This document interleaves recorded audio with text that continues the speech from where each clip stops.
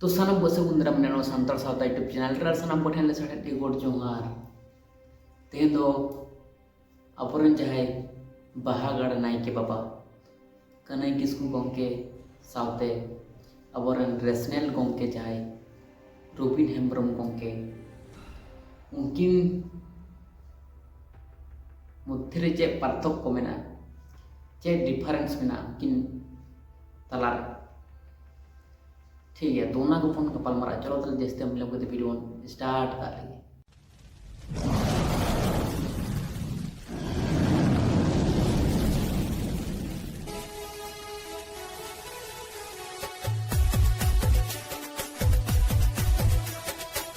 तो रेशनल गोंके दो जुक्ति ते चला है माने साइंस पद्धति ते सेनो है और अबरन बाहागढ़ नायके बाबा दो बुंगा बुरु नियम निमाचार ते से बुंगा दाड़ते चलाए ठीक है। तारपर द्वितीय तो रोबिन हेम्ब्रम गोंके मेनदा जे आंधा पतियो बन सहाय मा बुंगा बुरु जहाँ आंधा पतियो मिना अब तलारे ओना खातिर के को मापा को पोजोक कना खबर तपामोक कना तो ओना आंधा पतियो बन सहाय मा ठीक है। तो नायके बाबा चे मेन कना नायके बाबा मेन कना जे आंधा पतियो बन सहाय मा माने उनकिन तो एक ही मेन कना बना के रोबिन गोंके हो मेनदा जे आंधा पतियो बन सहाय मा और बाहागढ़ नायके बाबा उनी हो मेनदा जे आंधा पतियो बन सहाय मा तो उनी तो चेलका वक्ते सहा सनाय कना मारांग नायके बाबा दो उनकिन तो मेन कना जे बुंगा बुरु देवा सेवा कते बन सहाय मा अबरन जहां सारी सठिक बुंगा बुरु उरुम को बन उनको बन देवा सेवा को और उनका कते अब जहां आंधा पतियो बन सहाय मा और रेशनल गोंके तो चेका कते आंधा पतियो सहा सनाय कना सेड़ाय मा बड़ाई ना कुरुमुटुई मा सेड़ा कते बन आंधा पतियो बन सहाय ओड़ा कथा तो बामबन सेनोआ ठीक है। तो सेड़ा कते बन आंधा पतियो बन सहाय और अबरन बुंगा बुरु चितान दो उपुरु माने विश्वास बनु तगिने तो बुंगा बुरु कमी होरा के बन सहाय मा तो नुआ मिटन भागे दिक तो हुई कना सेड़ा कते बन आंधा पतियो बन सहाय मा तो बिन रोम जहां रेशनल गोंके तकिने जहां कथा और बुंगा बुरु बगी कते बन सहाय मा नुआ दो रंग से चला कान तकिन ठीक है। तो बुझना मन कुरुमुटुई मा और रेशनल गोंके दो जहाँ को डेन डेपन नितुम कते को मा को चेकवा दाल तोले को तो उनका जायगा कोने उद्धर को रेशनल गोंके तो कमी दिख दे जुन जाला तो उनका बहु जगह पर बचाव का कोता बना उद्धर का कोता बना पर सांताड़ को तो मिट्टन पॉजिटिव पॉइंट तारपर अबरन बाहागढ़ नायके बाबा जहां मेना उनकिन हो उनका ना इन कमी होरायदा जहां पर डन नितुम तको तापाम को पोजोक कना मा को चेक तो उनका ना जगह पर उनकिन उद्धर को ओना सावते दिन की जहाँ खबर तपम मिसें से रेगड़िस दान कना संसार तलारे तो ओना किन सपारना के कुरुमुटुइदा और सानाम होड़ किन जुमिद दाड़ाया को जहाँ साधारण होड़ दरदा संभव बांग कना सानाम होड़ किन जुमिद दाड़ाया को कना लोभ लालच हिंसा से रेगड़िस किन सहायता तको मने अंतर कोन सठिक रास्ता के दो कना पौरा हंडी बीड़ी खोइनी गांजा सानाम बड़ी जिनिस किन सहा हचोय को तो ना हो बुंगा दाड़ेते उना हो अडी मारांग नपाय कम किन करावदा तो अडी नपाय कम किन करावदा माने नाके बाबा तकिना कमी तो अडी नपाया ले गाना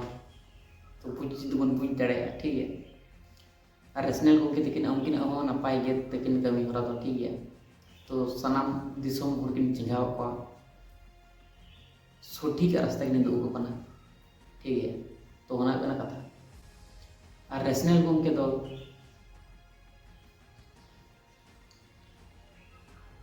उनकिन दो नेगेटिव पॉइंट तो नवा गे तकिन जे अकिन दो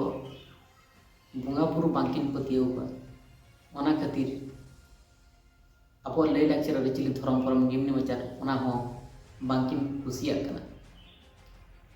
तो लय लाक्चर अरिचली बापला बिहे जहाँ पर धर्म परम नियम विचार जहाँ तीन कमी होरा को मेना ओना तो बंगा बुरु कमी होरा मंत्री को पड़ा किंतु ओना को बांकिन मनाव लगिदोग कना से बांकिन मनाव और बाहा गाड़ा नायक बाबा दो अब जहाँ लय लाक्चर अरिचली धर्म परम निम्न विचार मेना बंगा बुरु कमी होरा सानाम लेकाना किन मनाव दा और किन सानाम दिसोम हर को किन सेड़ाव कना और किन मेनदा जे अब नागाम दो बांबन हिड़िंग मान से बांबन सहाय मान से बांबन बगी मान। तो नवा दिक दिए जुदी बन नेला नायके अब तो पॉजिटिव पॉइंट ना नोडे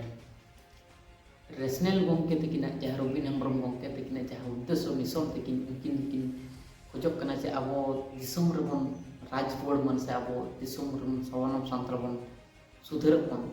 चेदा से अब दिसोम कना सानाम हर बन बाड़ाय प्रत्येकटी मानवी बन बाड़ाय जो नवा दिसोम से नवा धरती दो अबोआग कान। तो अब को चेदा रेंगेज नाचार भिखारी को जुगे लेका मेना बन तो उनकिन जहाँ तीन अब दुख जला जंत्रणा मेना तबन साना किछु बन सहाय मान और सठिका बन पांजाय मान और सेड़ा बन कुरुमुटुय मान नवा किन मेमेन कना। और जहाँ बाहागाड़ नायक बाबा उनकिन उद्देश्य दो हुयुग कना अब जहाँ तीन बड़ी जिनिस को मेना तबन पौर हंडी गांजा बीड़ी दोक्ता खैनी बड़ी रड़ बड़ी जमनु बड़ी कमी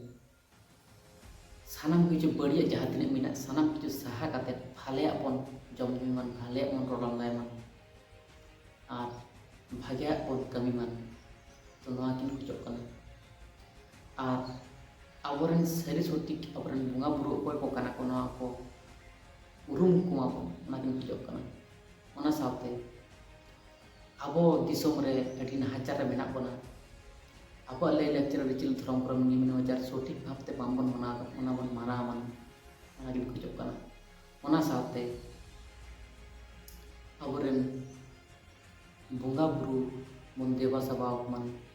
सारी सठिक को और अब नित कोको जुगी लेका मेना बना रेंगेज नाचार रे मेना बना भिखारी लेका मेना बना। तो अब दिसोम रे बन राज रुवाड़ मान ओना किन खोजक कना। तो नोना कने कथा तो बना हड़ा उद्देश्य तो मिटन गेता किंतु